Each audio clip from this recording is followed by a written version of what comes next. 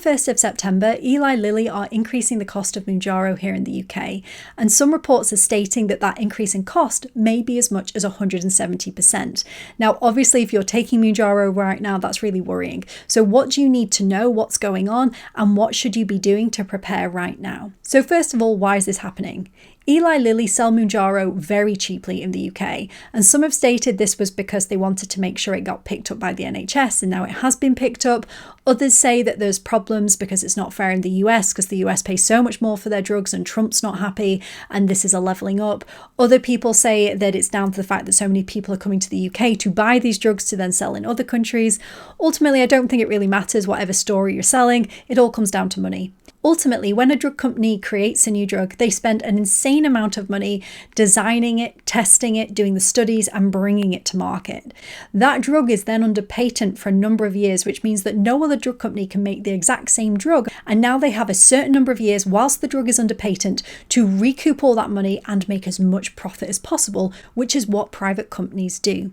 So they have the market to themselves. And I know there's some people here in the UK right now saying it's not fair that they've got a monopoly, but this is exactly how drugs work. So there are about 30 patents protecting Mounjaro right now, and the first of those patents will be able to be challenged from May of 2026, but it's not projected that Mounjaro will come out from under patent until the late 2030s at the earliest, and it may even be later than that, because if you can prove a new indication for your drug, then you can sometimes extend your patent, and as we're all talking about, there's lots of potential uses for Mounjaro. So if you're somebody thinking, well, hopefully the drug will come off patent soon, hopefully soon other companies will make the same drug but cheaper, which we call the generic forms, because these other companies haven't had to put it through all the design, they haven't developed the drug, they haven't done all the studies on the drug. The generics are not going to be coming on Mounjaro for a long time yet. So I've just clarified we shouldn't be waiting for the generic form of the drug. What should we be doing instead? The first thing is we shouldn't be panicking. I have seen several different posts on social media today, all directly from Eli Lilly, of price lists of what the new doses are going to cost. And all of them are completely different. And so I wouldn't be looking at any of these things. Let's wait for the facts to come through. We don't know exactly what the new drug pricing is going to be. In the meantime, some people are going, well, let's stock up, shall we? Now, I understand, particularly during this period and particularly over the last few months with people traveling over summer, a lot of people have 2 to 3 months stockpile of Mounjaro in their fridge if they are taking it. And I don't see anything wrong with that. It's good to make sure that you have that continuous supply. But if you start stockpiling beyond that, where you have months and months and months, particularly if you're going out now, and people are going out today to stockpile these drugs, there's plenty of posts on social media from pharmacists saying, please stop ordering unless your drug is due. Please don't be going and stockpiling, because ultimately you'll get to the end of your stockpile and then go, what should I do now? What's the plan going forward? Because for people with obesity, these are long-term drugs. That being said, I also understand that these drugs make people feel so much fitter and healthier and better in some circumstances. And so you want to pay for as many months of feeling good as possible, but we shouldn't do that at the expense of a long-term plan. You can do that and then also have a long-term plan, but make sure that plan is there. For some people, those long-term plans aren't always the wisest. I've seen people talking about ignoring expiry dates on pens, using these drugs off license or off label without healthcare supervision. Can I strongly advise against this?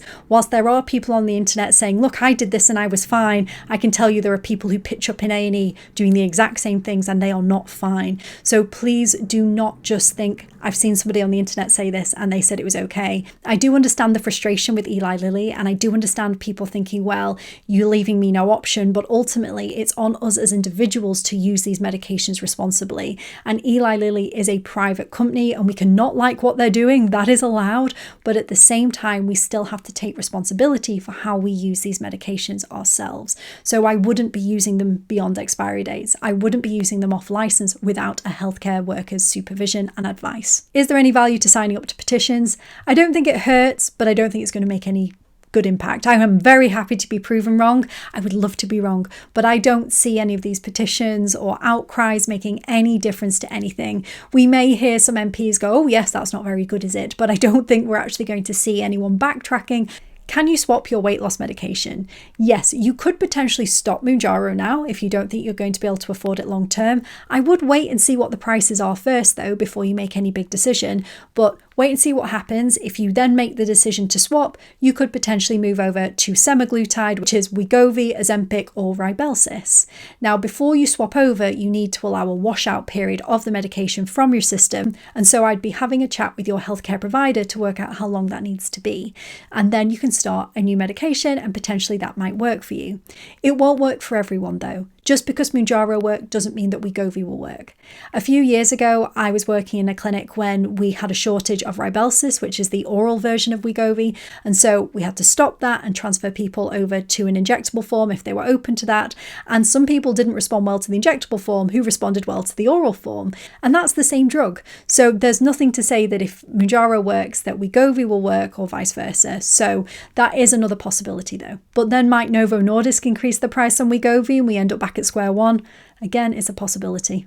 Something else you might want to consider is whether or not you have a trial of coming off the medication to see if you can manage without. That will be the right thing for some people. I would have a chat with your healthcare provider as to whether or not there is a plan for you, anything you could do to try and reduce the likelihood of regaining the weight, but that might be a possibility right now. As I said, we don't know the exact prices yet, but a lot of the predictions are stating that the higher doses are actually going to see the biggest increases. And this makes sense if they're trying to make as much money as possible, because those are the doses many people are on long term. Though at the lower doses, the price increases don't look as big, but we will see what happens. Nothing is for definite. I just want to remind people, now this might seem pretty obvious to some, but it's not to all. If you see people at the moment trying to offload their Mounjaro, there are posts on social media from people saying, I can't afford it now, it's going to be too expensive for me, I have loads of Mounjaro I just don't want now, do you want to buy it off me? These are scams. These are often not even people taking Mounjaro. These are people trying to sell you all kinds of random fluids and pens.